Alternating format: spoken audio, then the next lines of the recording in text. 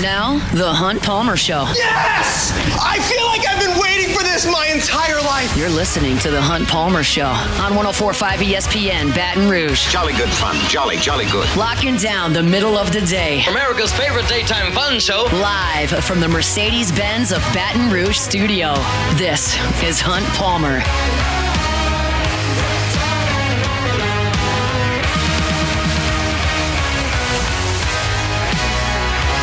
Welcome in. Hunt Palmer coming to you from the Mercedes-Benz of Baton Rouge studio downtown in the capital city on this Tuesday. It means we're brought to you by Plucker's Wing Bar. Got Jacob Beck and Cassie Spazali back there on the ones and twos, and fired up you're hanging out with us here on 104.5 ESPN Baton Rouge. Hope your work week's off to a good start. Glen West, 30 minutes from right now. Certainly LSU football. We'll chat with Glen. We'll talk some basketball with him as well. I got to get you ready for LSU in Charleston Southern tonight inside the PMAC. We'll do that at 2 o'clock. Tigers coming off a big road win against Kansas State. Got to keep things rolling. Good news is Charleston Southern, real bad. We'll talk about them an hour from right now. Sharif Ishak in 90 minutes talking Saints. Hoodats have won 2 in a row. What does that mean? Chat with Sharif, who should be in a pretty good mood over all that. So fired up to get things going today, and thanks for hanging out with us here on 104.5 ESPN Baton Rouge. We start the same way every single day. Let's do it with our Genesis opening drive. It's time for Hunt's opening drive, presented by Genesis of Baton Rouge. We start with some breaking news here on the Hunt Palmer Show. We've got it first, so everyone will need to attribute us when moving forward with this monumental breakdown that we've got here. LSU's offense is not playing very well. There you have it. But you're also aware of that. And I wanted to take a little bit of a deeper dive. And one of the things that I heard this morning listening to Off the Bench with Jake and T-Bob was a statistic about LSU's inability to get the ball down the field. And T-Bob got it from Bill Connolly on ESPN.com. And I took that statistic from Bill Connolly and just kind of expounded on a few different aspects of it. But it's all rooted in the fact that LSU has become one-dimensional. And because they've become one-dimensional, they've become very easy to stop, and that's borne out in just the points production. In that 6-game win streak that LSU rattled off after the USC game, LSU was averaging 36.5 points per game. LSU was in the top 5 in the country in a lot of different passing categories. They were as good as anybody in the country on third downs. And since that 36.5 points per game has dwindled to 17.3 points per game in these 3 losses. And they've been beaten by a score combined of 107-52. But I mentioned that one-dimensional offense. What does that mean? It's not just that LSU really just throws it and doesn't run it very well. It goes further than that. LSU only throws it well around the line of scrimmage. They don't throw it well pushing the ball beyond the line of scrimmage. Bill Connolly writes in his piece, What Went Wrong, and he details every team that's fallen out of the playoff race. Garrett Nussmeier of the last 3 games is averaging 3.3 air yards per completion, meaning when he completes balls, they are on the average of 3 yards beyond the line of scrimmage.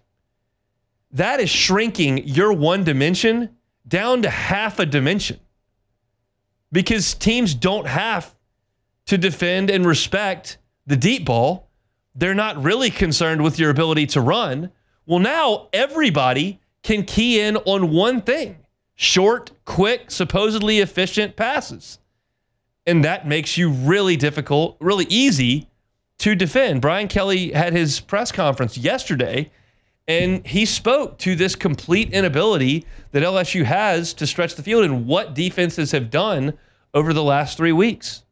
No, I think teams have decided here's how we want to play you. And, we have to be able to push the ball vertically. And that's really what we're addressing and making sure that we do everything in our practice to connect on those. I think you saw 3 balls that were thrown down the field. All 3 we missed on in some fashion. Those balls need to be completed. We need to push the ball because we have defenders that are sitting on all of our routes and making it more difficult than it was earlier in the year. Yeah, I would suggest that's probably right. Before Texas A&M, Garrett Nussmeier was completing 65% of his throws. Over the last 3 weeks, down to 57. That's an 8-point dip. 18 touchdowns to 6 interceptions. That's 3-1 pre-A&M. Since A&M, 4 touchdowns, 5 picks. How about the sack totals? And of course, they were greatly influenced by Saturday when you gave up 7. But still, in 3 games, 11 sacks. In the 7 before that, 2. Both by South Carolina. Every aspect of the team offensively has cratered because of this inability to do anything else besides one trick. And you look at teams that rely on throwing the football a lot, because LSU does. That's not a death sentence in college football. Colorado throws it a lot. Miami throws it a lot. Clemson throws it a lot. Georgia throws it a lot. All of those teams are in the top 25 in the country in pass attempts. All of them besides LSU are still very much alive in the playoff mix. Now, I'm not trying to immediately toss Colorado out there onto the field with Oregon. I'm not immediately telling you that Miami's going to win the national championship, even though they play with fire every week and lost to Georgia Tech. But I'm telling you that teams are winning a lot of football games, Georgia included, relying on throwing the ball a lot. But those teams do a much better job of creating big plays in the passing game than LSU does. LSU's 4th in the country in pass attempts. 4th in the country. Colorado's 14th. LSU is almost 50th in the country in pass plays of 40-plus yards. They've created 7 of them. Colorado has doubled that. They have 14 such plays. That's 4th in the country. Miami is 6th in the country in creating those big plays. Clemson is 12th in the country in creating those big plays. LSU is 49th. So if you're going to rely on that aspect of your team, the passing game, you need to be able to bust big plays. And LSU's just simply not doing it right now. Over the last 2 weeks, it's been startling. You snapped the ball 93 times at Florida. You never had a 30-yard pass in 93 snaps. You threw the ball 42 times on Bama. You never had a 30-yard pass.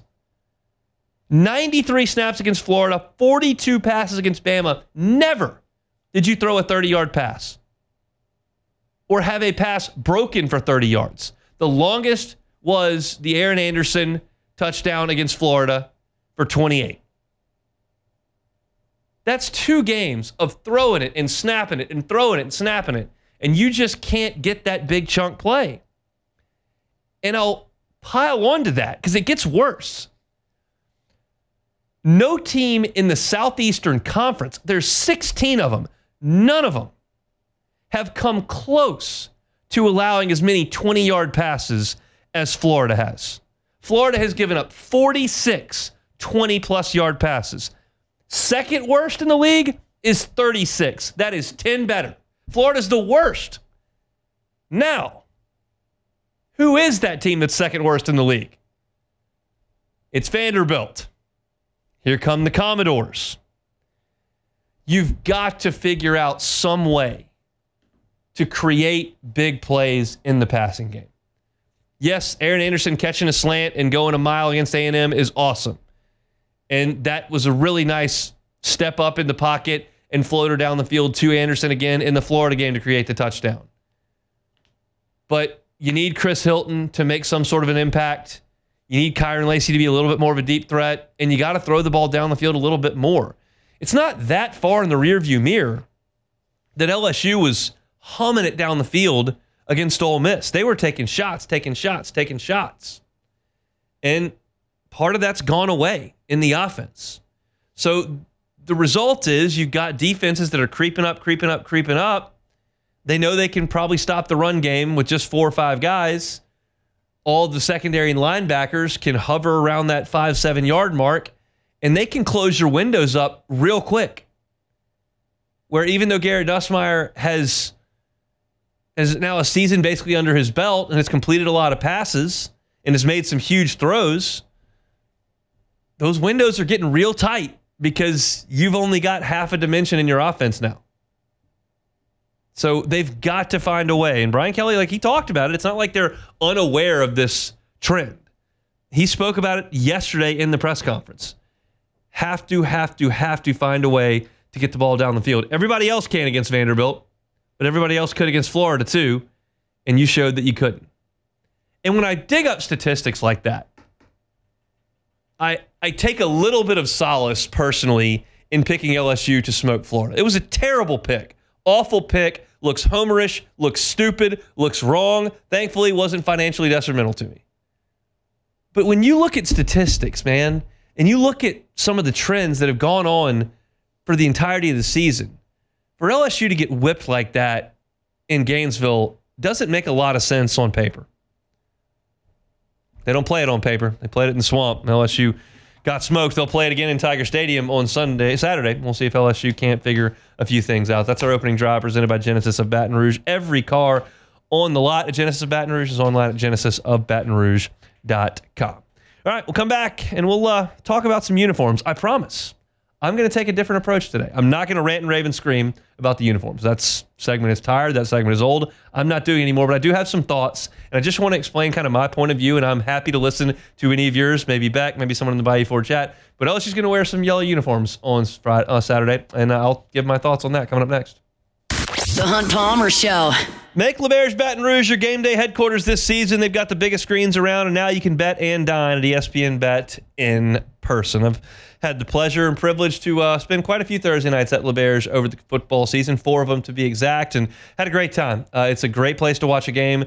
Beers are ice cold. Food comes out quick. It is really tasty, and the viewing experience is fantastic. You've got big, comfy chairs. You got tables for a group. There's a blackjack table right there. The sportsbook window right in front of you. They got multiple games going at one time. It's an awesome place. If you have not been, I would highly recommend you check that out. And you got 2 weeks left to download Cover 5 on your app store and play in the SEC contest. I give you that promo code every day, LABRSEC24. You can compete against me if you did this week. I think there are 134 people competing. I got 127, so that'll tell you. It's pretty easy to beat me. Just get on there and see if you can beat everybody else and win weekly prizes. If you're not a member, get the Pin Play app today. LeBear's Baton Rouge, your live sports headquarters. Must be 21 years or older. Gambling problem? Call 1-800-589-9966 for help.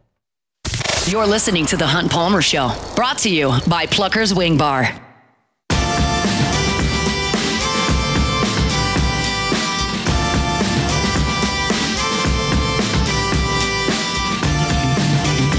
We'll chat with our guy Glen West, senior writer at Go247, coming up in about 15 minutes. We'll talk some football with Glen. We'll also talk a little basketball as LSU and Charleston Southern will play tonight inside the PMAC, 7 o'clock. Get there at 6 o'clock. They've got some great concession deals that they've got. You can read about it at LSUsports.net, but they're all over the place. You can get some real discounted concessions in that first hour that the arena is open before LSU and Charleston Southern. So get on by and get there early tonight for the Tigers and the Buccaneers, which I did not know as of this morning when I started to write a preview on them, which you can find at LouisianaSports.net, incidentally. Part of the job description in media is to inform, and part of the job description in media is to entertain. And I take that pretty seriously. I realize that far more often than not, I am leaning more informative than entertaining. I'm not like wildly hilarious on the air. I'm not really a shock jock, but I'm willing to go look up statistics and try to give explanations and opinions when necessary. I try to stay in my lane in that way. One of the times where we don't use any statistics and it's a lot of emotional and there is a quote unquote entertaining appeal to it is when I start going on uniforms. Uniforms are a subjective thing. It is what it is. Some people like, some people don't. It just is what it is. And so I'm going to take a little bit more of a serious tone with this uniform discussion than I have in the past. Y'all are all aware of my kind of taste in things. Like, I think politicians in suits look a lot better than celebrities going to some gala with an animal head next to their head. Like, I'm traditional in that sense. That's the way I kind of see the world. That's what appeals to me in terms of apparel and fashion. Y'all know that about me. And so my opinion on what these gold uniforms look like is just that. It's purely an opinion. You can have yours. I can have mine. Hester can have his. Beck can have his. Beck, what do you think about the yellow uniforms? We'll just get yours right off the top here. What do you think about yellow jerseys? I don't like them very much. Okay, that's okay. Yeah. So I think they're ugly, but that's okay. I think LSU's yellow basketball uniforms are ugly. I think LSU's road basketball uniforms that don't have any white on them are ugly. I think they're too harsh. My favorite LSU baseball uniform is not the golds that they wear on Sunday. I like the whites. I like the grays. I like the pinstripes. I even like the purples. I think gold looks better as an accent than the main color. I realize that it is one of LSU's colors. I actually think, it's also not gold. It's yellow. Yeah, I mean, it is. And so it's Washington looks more gold than that. Notre Dame's helmets look more gold than that. But it is what it is. So that's not really the point of this. That's just a subjective opinion. Everybody has their opinions. This is another side of this discussion. To me, there is value in LSU's brand. There's value to me in Saturday Night in Death Valley. There's value to me in the Golden Band from Tigerland and those 4 notes that you hear pregame and the reputation that LSU has of an earthquake going off inside Tiger Stadium. There's value to me in the H-style goalposts and the fact that we paint the yard lines every 5 yards. And I think people notice that about LSU. I don't think anybody notices anything the Arizona Cardinals have ever done. I don't think anybody notices anything the San Diego Padres do. I don't think anybody notices what Southeast Missouri State does. I don't think anybody really cares what Cal does. But LSU has a brand and there are traditions specific to LSU that I think are really cool and that make LSU very identifiable. And one of them is the fact that LSU always wears white at home. And I think when you walk into a bar and there are 9 games on the TVs, LSU is as easy to identify as anyone in college football. If you walk into that same bar and A&M or Mississippi State is on the channel, I don't think you can tell which one is which. They both have maroon and white and maroon helmets, and it is what it is. I don't think you can tell the difference in Arkansas and Indiana. I don't think you can tell the difference in Wisconsin or Louisville or Ball State. They all kind of look the same. That to me is cool that you can walk in and go, that's LSU. The same way if you walk into that same bar, that's Notre Dame. That's Ohio State. That's Michigan. That's USC. No one looks like them. And no one looks like LSU. Unless you start to do this. And if you were to walk into that bar and look up at the TV and you watched LSU and Texas A&M 3 weeks ago and you saw LSU in all whites, you would not be able to immediately identify LSU. That to me means something. And it doesn't mean something to most people, and that's okay. I'm just expressing my point of view. It means something to me to have a brand that powerful. I like the fact that the Yankees have that brand. I like the fact that a lot of teams with that kind of history have that kind of brand. The Cowboys have that kind of brand. And LSU does. And when you take that away, it disappoints me a little bit. Now, I'm with y'all that if you want to go ahead here and there and wear something different, like I'm not going to like it, but I get it a little bit. You lose me when you do it 5 times in 11 games. You lose me there. You don't need to do it that much. You want to wear these gold jerseys one time? Cool. You want to go all white against Western Kentucky? I'll live. But you're wearing these in conference games. You're wearing these at home at night. You're losing to me something that's kind of the essence of the program in its traditions. I don't want to replace the band full time with a DJ. I don't want to put a DJ out there at the 50-yard line instead of having the band spell out LSU and sing the alma mater. Like, the game would still go on. It would be fine. Some people would like it. Some people wouldn't. Younger people probably would. Older people probably wouldn't. But there's tradition involved in that, and I think that's important. But to a lot of people, it's just not. And there are going to be tons of people that point to DJ Pickett's tweet yesterday where he said sheesh when they released these things. Fine. I don't think DJ Pickett was coming to LSU because of the yellow uniforms, and I don't think he was going to leave if they just wore the white ones. It's just my opinion that you're diluting something that's so great. And again, 1 time out of 12 games, I'll live. But I think even the youngest and most eager to change things up person would say that 5 times is a lot. Every once in a while, Notre Dame rocks a green or Notre Dame comes out and does something different. They don't do it 5 times. Michigan will wear blue pants every once in a while. They're not going to do it 5 times. Even like Tennessee is going to come out in their dark mode uniforms, which I think look hellacious, but whatever. They do it once. 5 is a lot out of 11, and I'm sitting here. There's no guarantee they're not going to come out in icy whites against Oklahoma. That's half the schedule. So, again, to put a bow on this, because we're not going to do this every single time, but like I'm not telling you I'm right and you're wrong. I'm not telling you that the scoreboard's going to change. I'm not telling you that there's an actual effect on the score of the game. And if LSU, if you could promise me that LSU was going to finish 11-1 every year for the next 10 years, they could wear an Ole Miss different color uniform every week if I was promised that. I'm not. You're not promised anything by putting on the uniforms. You're not promised recruits. You're not promising an inspired effort. I promise you. They got annihilated by Texas A&M in the second half. They wore the icy whites against Tennessee and got crushed. My first bachelor party, we went to Oxford, and LSU wore all white uniforms against Ole Miss and got beat by 1,000. There's no correlation to the guys getting pumped up and fired up to play. In fact, half the time they wear them, they get eviscerated. I just feel like there's a brand associated with LSU that has been cultivated and is an all-time best, and to go out there 5 times wearing something that dilutes that is counterproductive in my estimation. Yeah, I no do, yelling, no screaming, that's how I feel. I do think though that with the yellow, at least, I know that's whenever they play Vanderbilt, sometimes Vanderbilt will object to. There was a time in the 90s where Vanderbilt objected, and I don't know if they still do that or not. I don't know if okay. They came here and it's been a while, but they came here and I looked it up when we had the game time announced. I can't remember. It was mid 2000s. It's been a while, but in mid 2000s, LSU wore white.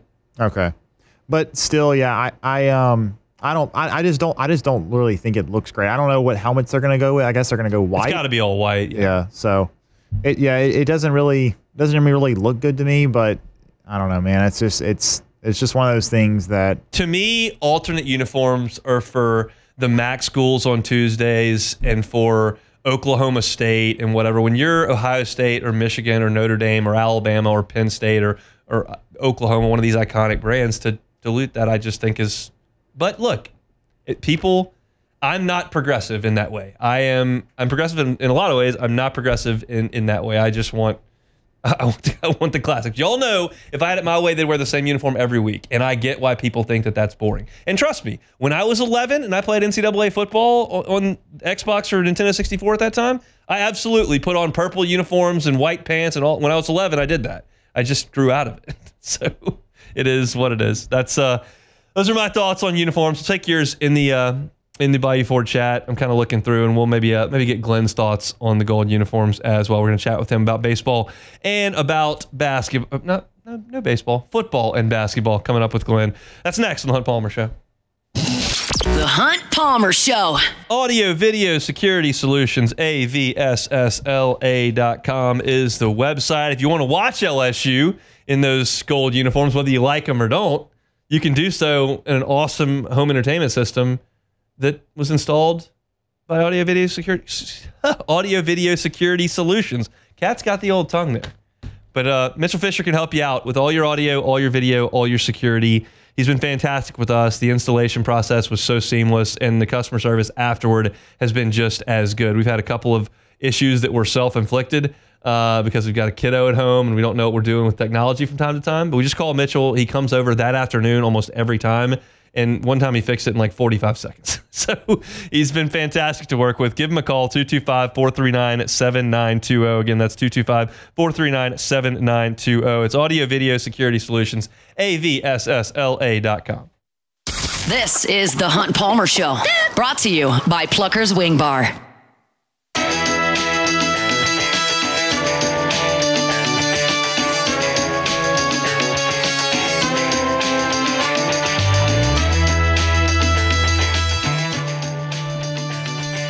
Tuesday edition of the Hunt Palmer Show brought to you by Plucker's Wing Bar. 2 locations in Baton Rouge, Nicholson just south of campus, Bluebonnet in front of the Mall of Louisiana. We're heading to the PMAC tonight, watching LSU and Charleston Southern get on by Plucker's before or after the game. Come after the game, watch do a little sports trivia because we'll be there tonight from 8:30 to 10 o'clock. calling out some sports trivia question, giving away gift cards, cold beer, great wings. Pluckers, if you don't like our wings, we'll give you the bird. Glen West, senior writer, Go 24/7, joins us now. We'll talk some football and some basketball with Glenn. How we doing? Doing okay, Hunt. How about yourself? I'm doing all right as well. Let's start with football, I guess. What was the most surprising thing you saw on Saturday?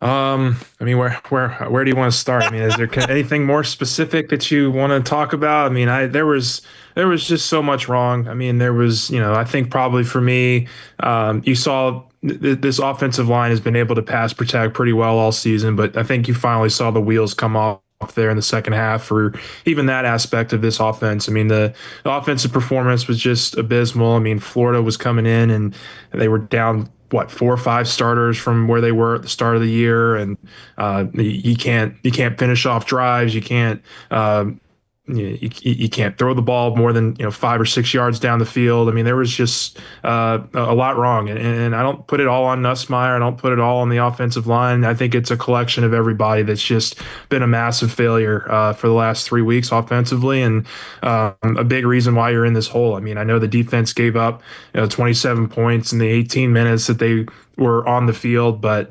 they kind of held in there for as long as possible. And I think if the offense had been able to cap off some of those drives, you're looking at you're talking about a very different game and a very different storyline. So it comes back to the offense for me. It starts at the top, obviously, with what Brian Kelly and Joe Sloan are doing, and then gravitates certainly towards the players and kind of the ineffectiveness to cap off some of these drives. I mean, they were 13 to 24 on third down. They doubled up Florida in plays. They more than doubled them up in play time. I mean, I know you've probably covered all this already, but just the lack of efficiency there to cap off those drives, I think you really felt that. And certainly I think the offensive line's play, especially in pass protection, had a lot to do with it. Do you think the 6 sacks, 7 sacks were a result of the 0 turnovers? Meaning instead of just deciding I'm going to force it in there, I'm just going to eat it? Yeah, I think there was some of that, but I mean, even early in the game, we saw Nussmeier throw the ball away. I mean, like he was throwing the ball away sometimes when things weren't open downfield. I mean, the thing that really stood out to me, and I've said this now I think for a couple of weeks, but the passing game here has gotten very vanilla. I mean, at least the passing offense was kind of the strength of this team the first 5-6 weeks of the season, but I'm not sure if you saw or many of the LSU fan base has seen, but there was an article from ESPN that kind of broke down some of the advanced numbers. Garrett Nussmeier, over these last 3 games, per completion, he's averaging 3.3 air yards per pass. I mean, they're not throwing the ball down the field at all. And, I think when defenses have figured that out, it makes LSU very predictable, even in the passing game, and that was supposed to be the strength of this offense. So, look, I think there was some truth to what you just said there about the pressure and him, just kind of eating it instead of maybe forcing some things maybe where they weren't there. But I think that it also comes down to just the lack of kind of I guess creativity is the best word you can use for it in terms of just how predictable this offense has been now for well over a month. Is the inability to stretch the field because of their predictability on offense, or because they don't have the wide receivers to go do it? I think it's a mixture of both. I mean, I think I've said it now for a couple of weeks, maybe on this show, but certainly on a couple others on our podcast and stuff. Like, I just don't see any separation from these receivers right now. I mean, Aaron Anderson had a really solid game overall. Mason Taylor is obviously a really great crutch for Nussmeier and is always reliable, but really outside of those two, I mean, he was struggling to get the ball to anybody, and I think that they just had a really tough time of creating separation against a Florida secondary that was pretty decimated with injuries. So some of that has to do with the pressure, and some of it has to do with those guys just not being able to get out of their routes and create some of that separation. And I don't know where else this offense can go. I mean, like, we've only got 2 more games here where you can really kind of see if there's any tangible improvement that's being made. I thought the run game was solid. I mean, look, they ran for 160 yards between Durham and Williams, which is something we've been begging to see for a while. And you'd think that it would have had an effect on the passing game, but there was just so little time for Nussmeier to make decisions, and certainly he was a little bit more conservative. I think you could see early in the game he was certainly trying not to make mistakes, and I think it just led to a very vanilla offense and a very conservative passing offense that just wasn't able to create many explosive plays. Let's talk about the defense then. No sacks in this game against freshman quarterback. Didn't get Jalen Milroe either. That was the strength of this team, was ability to get to the passer. What have you seen there?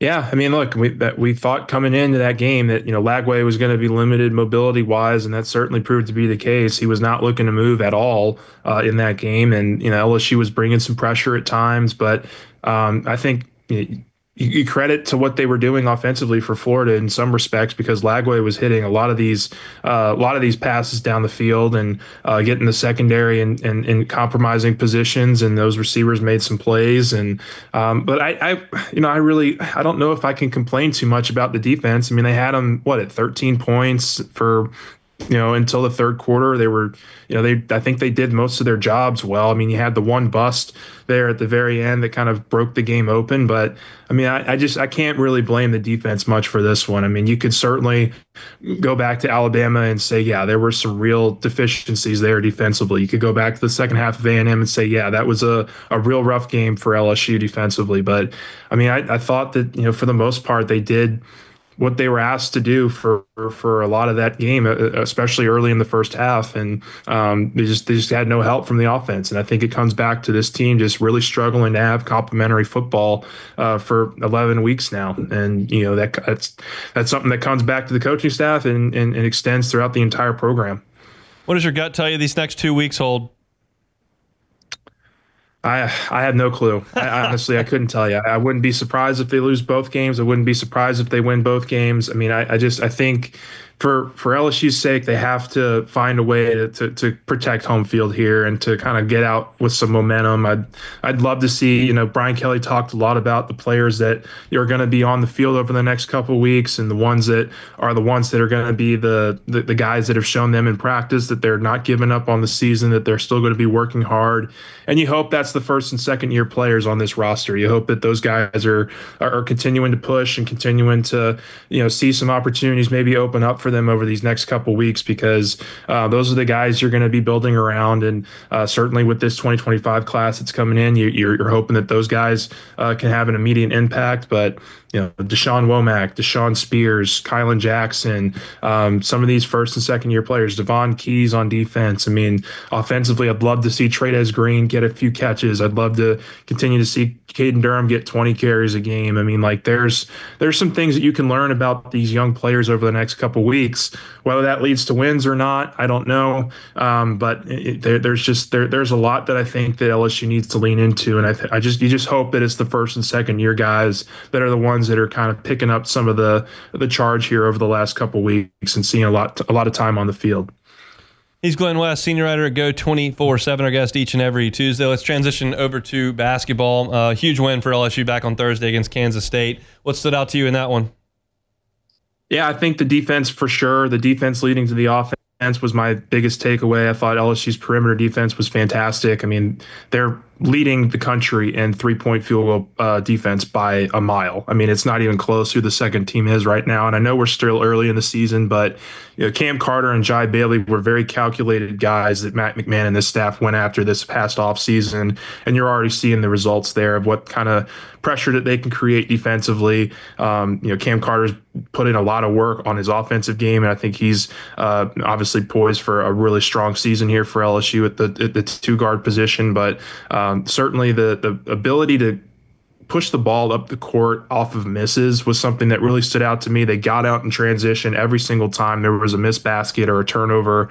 They were getting out in transition. Excuse me. They were getting out in transition and getting easy baskets at the rim, catch and shoot three opportunities. And I just think that they've been very, very strong in pretty much all areas so far this season. I don't really have one particular area that is a major concern for me right now. They've been really solid these first three games. How do you think the situation works itself out in the front court with Corey Chest and Derek Fountain? Obviously, Fountain wasn't available in the Kansas State game. Chest came in and was incredible on the backboard. Is there room for both of those guys to play, or do you think the minutes have to lean one way or the other? They're very similar players, and I will say, like, I probably would lean Chest there just because he's been kind of the energizer bunny that I think they really like. But Fountain's a veteran presence for them too, and I think that they'll find minutes for him as well. But I really like the idea of both of those guys coming off the bench. I don't know that they get both of them in the game, and I think it's going to be a matchup based kind of deal because I think Corey Chest still is pretty limited offensively in his game, and I think there's a little bit more versatility with Fountain when you have him on the floor. But I loved what Corey Chest did in that game. I loved obviously what Victorious Miller did. Mike Williams was kind of the guy that was squeezed in that 9-man rotation against Kansas State. I'll be very interested to see kind of what his role looks like and how they kind of diversify the minutes in the backcourt off the bench, because you've got a lot of guys that I think could play between him and Givens and Miller. So there's some rotation stuff they're going to have to figure out here, but as long as they're winning and as long as they're playing the way that they are, you can continue to tinker with those lineups to try to find the best ones before SEC play. Glenn, we appreciate some time. We'll see you later. He's Glen West, senior writer at Go 24/7. All your team coverage for LSU football, basketball, baseball, your recruiting coverage of signing day inches a little bit closer. You can always find it there at Go 24/7. Glen's with us each and every Tuesday. We'll step aside, come back and close out hour number one. We got some sound from Brian Kelly that we'll play. We'll talk some basketball coming up in 15 minutes. It's the Hunt Palmer Show. The Hunt Palmer Show. One Bath and Closets. OneBathAndClosets.com is the website. David Duvall and his team, 30 years redesigning and remodeling bathrooms and closets. Safety's a big deal in the bathroom, especially as folks age. Bathroom can be a really hazardous place. Falls can be extremely serious. Do what you can to mitigate that. Get David Duvall and his team to come in with some non-slip floors, some handrails, walk-in tubs, showers with benches in them. These are types of things that David Duvall and his team can do all the time. And if you haven't really given any thought to potentially doing that into the bathroom for you or someone that you love, maybe do so. If you think, man, I don't know about paying for that as well, they've got financing options. 18 months, 0% if you qualify for it. Start that process with a free consultation. Have David Duvall and his team come over and see you. That doesn't cost anything. You talk about what you're looking for, what you might want to do, and David Duvall can walk you through that process step by step. The website's OneBathAndClosets.com. You can see some pictures of their great work there. You can also see the reviews from their satisfied customers and get that free consultation starting today. It's One Bath and Closets. You can find them online at OneBathAndClosets.com. You're listening to The Hunt Palmer Show, brought to you by Plucker's Wing Bar.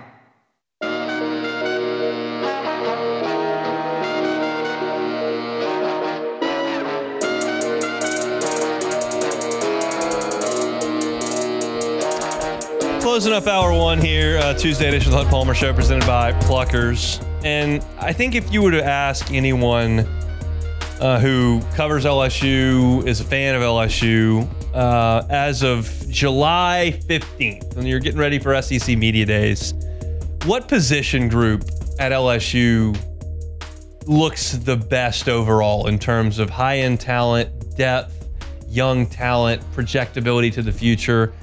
I think anybody probably would have said offensive line. I don't know how you could have gone really anywhere else. I think running back, maybe, if you were going to say that they have Josh Williams and John Emery plus Caleb Jackson and then Caden Durham coming in, maybe. But I think offensive line would have gotten the vast majority of those votes. And now, with 4 losses on your ledger, 2 games left, you start, as a fan and someone who covers a team, to look beyond the next 2 weeks and go into 2025, into 2026. And I think a lot of people probably feel significantly differently about that offensive line today. Now, that may prove to be correct or incorrect, but I'm just talking about the feeling. Because DJ Chester has had an up and down first year as a starter, as a redshirt freshman. That can be expected. But you certainly wouldn't call it a dominant first year. And then you saw Tyree Adams go down, and then when Dellinger went down, you had to go to Paul Mubenga, and for 2 weeks, Paul had his issues, there's no doubt. Again, as a redshirt freshman, doesn't mean you can't improve. But you look at Will Campbell's going to be gone. Dellinger and Frazier are going to be gone, and Emory Jones will have a decision to make. And I've kind of assumed he would be gone. Matt told you on his show earlier this week that he thought that there's a chance that he could come back, and we'll see. But you're going to be moving on from a lot of known commodities. Say what you will about overrated, underrated, great players, high draft picks, not like what, but they are proven commodities. And the guys behind them are not. And what you've got is a sample size of DJ Chester and Tyree Adams and Paul Mubenga is a question mark, I think is fair to say.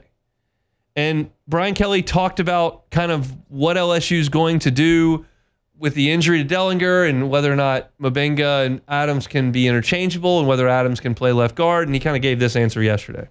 We're going to play the guys that we think give us the best chance, right? I mean, whoever's assessment relative to who played and how they played is really an assessment left to our coaching staff. We'll decide who the best guys are. Tyree was forced into action, as you know, when Miles went down, and he went in and he competed the best he could, given somebody that hadn't played in quite some time. So both of those guys are still going to be in the mix. Both of those guys are still in the phases of, getting early snaps. In other words, in their career, early snaps. So they're still developing, quite frankly. But we're high on both of them.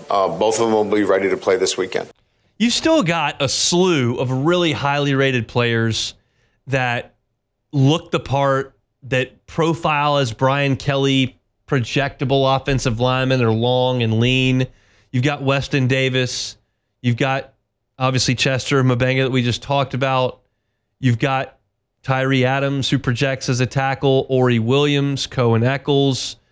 You've got talented guys with big frames. You just don't know how those guys are going to progress. And obviously, offensive line is one of the most difficult positions to assess at the high school level, because these guys that have the frame to play at LSU, to play at Bama, to play at Florida, to play at Ole Miss or Ohio State, when you're 6'6", 298 pounds, and you're playing high school football against some 6'1", 220-pound dudes, you can look really good run blocking because you just fire off and you get your hands on that little pipsqueak and you just go to work because you're huge and he's not, and that's how it works. And then you got to get up into this level and learn technique and deal with guys who are stronger than you right when you get to campus. And some guys pick it up immediately, like the two tackles LSU's got right now do, and some guys never do.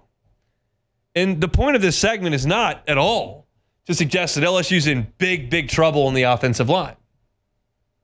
I'm just suggesting that maybe, based on purely recruiting rankings and watching a few one-on-one reps at practice, we may not have gotten the full effect. Because don't you know that Chester and Mubenga were the best of the group, because that's who LSU went with. Chester was the center, and Mubenga was the first guy they brought in once Dellinger and Adams went down.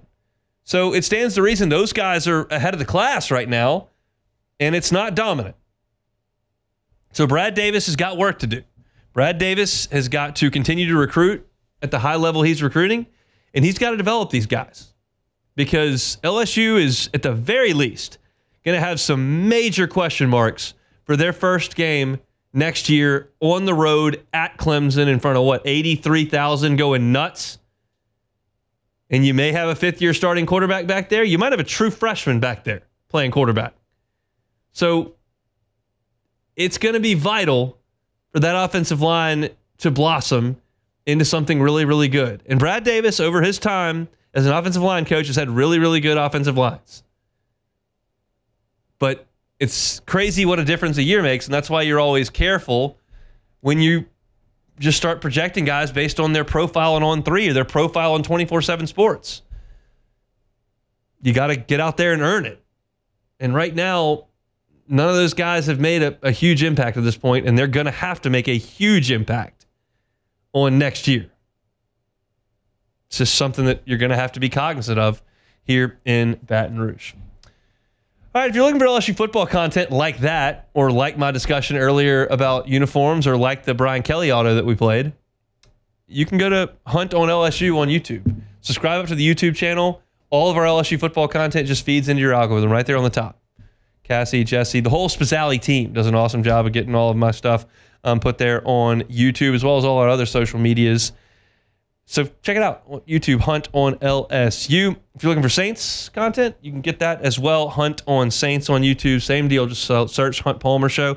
It ought to pop right up. Subscribe to the channel. All our stuff will be fed right to you every single day. Open the show today talking about LSU's inability to find some big plays in the passing game to stretch the field in the passing game. There's a great stat from ESPN.com from Bill Connolly that's in there, and then I went and dug up some more on what LSU's done over the last 3 weeks, and it's pretty startling stuff. So you can go listen to that at the top of the show on demand, wherever you find your sound, whether it's Apple Podcasts, Spotify, Google, or, of course, on YouTube. Or you can go read about it, LouisianaSports.net, because I wrote a story up at the front. So if you don't have access to listening here in the next 20, 25 minutes and want to get that information, you can do it at LouisianaSports.net. At 1:15, I talked uniforms. We did it in a little bit more of a reasonable tone. We did it with some feelings that I have about these gold uniforms that LSU will wear on Saturday. So if you want to check that out, you can certainly find it in our 1:15 segment. Then Glen West, senior writer over at Go 24/7, good enough to give us a little bit of his time. We'll see him later today at player interviews for LSU football, and then tonight inside the PMAC for LSU and Charleston Southern. Speaking of LSU and Charleston Southern, I'm going to talk about LSU and Charleston Southern coming up at 2 o'clock after we step aside for Sports Center. Charleston Southern is not very good, but LSU's got some things they can accomplish tonight in their first game since a big win back Thursday in Manhattan, Kansas. Still got more sound from Brian Kelly. We'll get to it at 2:15, and then Sharif Ishak from WDSU down in New Orleans will chat Saints with us in 35 minutes. We're going to step aside for Sports Center. Hope you'll come back with us. The Tuesday edition of the Hunt Palmer Show, presented by Plucker's Wing Bar. The Hunt Palmer Show. Genesis of Baton Rouge. Every car on the lot at Genesis of Baton Rouge is online at genesisofbatonrouge.com. Look, I know that most people don't look forward to going to a car dealership, but I promise you, you might want to go check this one out. I've been a couple of times to meet with the crew over there at Genesis of Baton Rouge. It is such a delightful atmosphere. It's a brand new building. It's state of the art. It's quiet. It's a wonderful place to get some work done. If you need to drop your car off and want to sit through and wait at the service aisle there, you can absolutely do it. They've got a state-of-the-art coffee maker in there that can make whatever you need. They've got all the snacks there. It's quiet. The Wi-Fi is great. You'll be able to get some work done there. It's not like the old car dealership that's got the prices right going a million decibels there. It's really nice. It's comfortable. It's fantastic spot. It's airline at Piku. It's just all part of the experience of being a Genesis driver. Genesis of Baton Rouge.